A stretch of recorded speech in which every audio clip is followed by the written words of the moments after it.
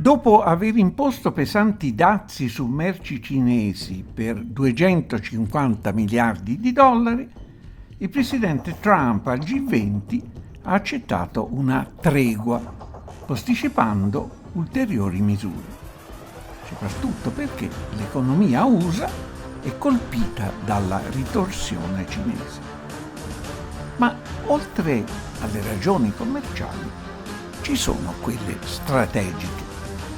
Sotto pressione del Pentagono e delle agenzie di intelligence, gli USA hanno bandito gli smartphone e le infrastrutture di telecomunicazioni della società cinese Huawei, con l'accusa che possono essere usati per spionaggio e premono sugli alleati perché facciano altrettanto.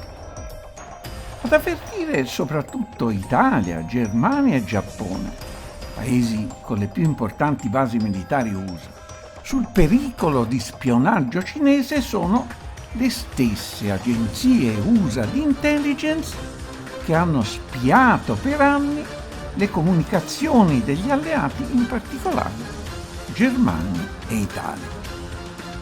La statunitense Apple, un tempo leader assoluta del settore, è stata scavalcata come vendite dalla Huawei, società di proprietà degli impiegati quali azionisti, piazzatasi al secondo posto mondiale dietro la sudcoreana Samsung. Ciò è emblematico di una tendenza generale. Gli Stati Uniti, la cui supremazia economica si basa artificiosamente sul dollaro, principale moneta finora delle riserve valutarie e dei commerci mondiali, vengono sempre più scavalcati dalla Cina, sia come capacità che come qualità produttiva.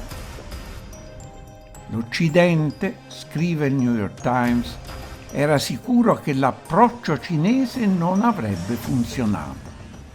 Doveva solo aspettare. Sta ancora aspettando. La Cina progetta una vasta rete globale di commerci, investimenti e infrastrutture che rimodelleranno i legami finanziari e geopolitici. Ciò avviene soprattutto, ma non solo, lungo la nuova via della seta che la Cina sta realizzando attraverso 70 paesi di Asia, Europa e Africa. Il New York Times ha esaminato 600 progetti realizzati dalla Cina in 112 paesi, tra cui 41 oleodotti e gasdotti, 199 centrali, soprattutto idroelettriche, tra cui 7 dighe in Cambogia che forniscono la metà del fabbisogno elettrico del paese, 203 ponti, strade e ferrovie, più diversi grandi porti in Pakistan, Sri Lanka, Malaysia e altri paesi.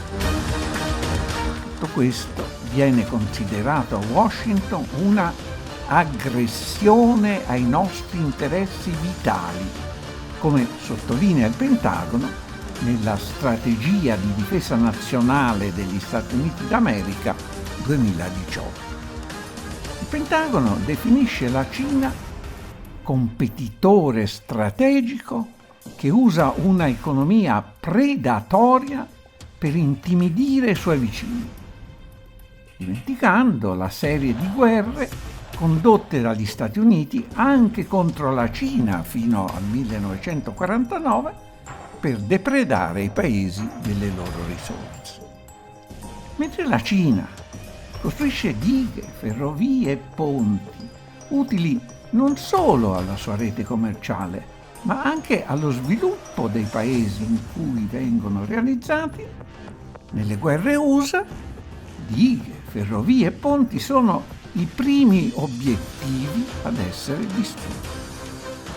La Cina viene accusata dal Pentagono di voler imporre a breve termine la sua egemonia nella regione Indo-Pacifica, e di voler spiazzare gli Stati Uniti per conseguire in futuro la preminenza globale, di concerto con la Russia, accusata dal Pentagono di voler frantumare la NATO e sovvertire i processi democratici in Crimea e Ucraina orientale.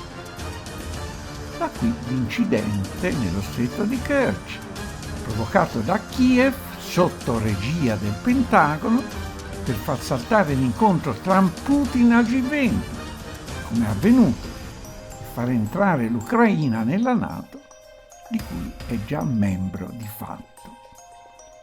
La competizione strategica a lungo termine con Cina e Russia è considerata dal Pentagono principale priorità.